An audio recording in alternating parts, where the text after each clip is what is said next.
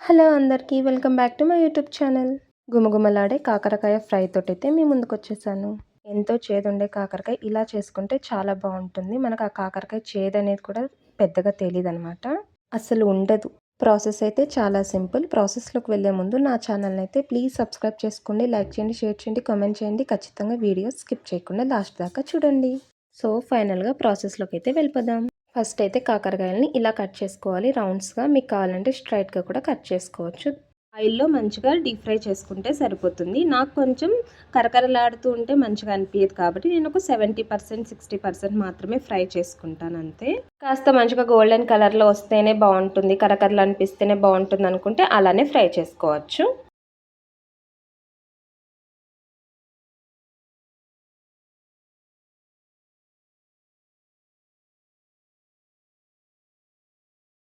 చూడండి ఈ మాత్రం వచ్చేలాగైతే నేను ఫ్రై చేసుకొని వీటిని అయితే పక్కన తీసేసుకుంటున్నా ఇప్పుడు.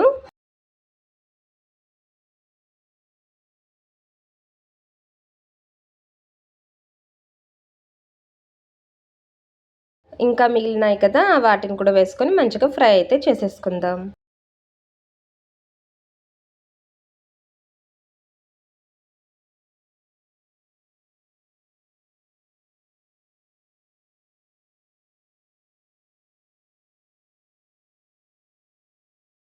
ఇవి కూడా మంచిగా ఫ్రై అయిపోయినాయి నేను అనుకున్నట్టు. సో వీటిని కూడా పక్కన తీసేసుకొని ఇప్పుడైతే కర్రీకి స్టార్ట్ చేసేద్దాం.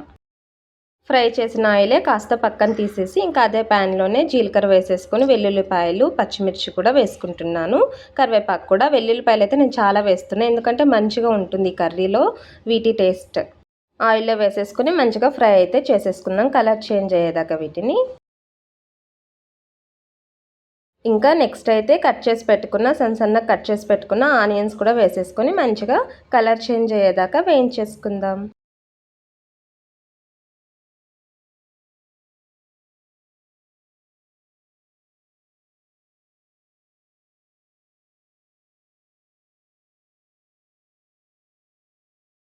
ఇవి కూడా మంచిగా ఫ్రై అయిపోయినాయి కదా. ఇప్పుడైతే అల్లం వెల్లిగడ్డ పేస్ట్ 1 స్పూన్ వేసుకొని మంచిగా ఫ్రై చేసుకొని తర్వాత 1/2 టీ స్పూన్ పసుపు కూడా వేసుకొని వేయించుకుందాం.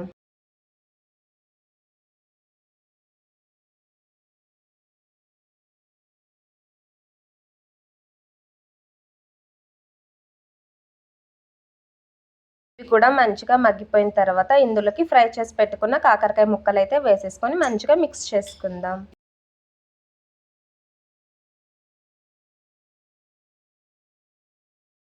వీటినైతే ఒక 3-4 మినిట్స్ మంచిగా ఇలానే ఉట్టిగా ఆనియన్స్లోనే వేయించుకొని ఒక 4 మినిట్స్ తర్వాత అయితే ఉప్పు, కారం అవన్నీ కూడా మసాలాలు యాడ్ చేసుకుందాం.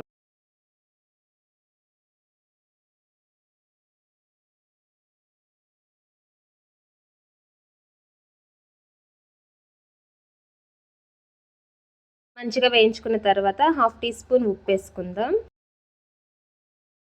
ధనియాల పొడి, కారపొడి, గరం మసాలాను కూడా వేసేసుకొని మంచిగా మిక్స్ చేసుకుందాం.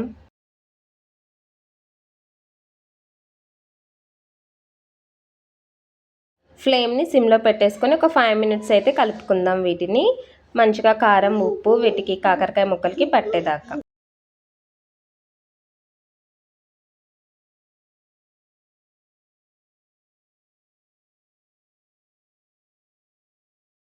మంచిగా కలిపేసుకున్నాం కదా. ఎంతో టేస్టీ, చాలా సింపుల్, చాలా తక్కువ ఇంగ్రీడియంట్స్ తోటైతే చాలా టేస్టీ అయిన కాకరకాయ ఫ్రై రెడీ అయిపోయింది. చాలా టేస్టీగా ఉంటుంది. ఖచ్చితంగా ట్రై చేయండి. నా ఛానల్ని సబ్స్క్రైబ్ చేసుకోండి.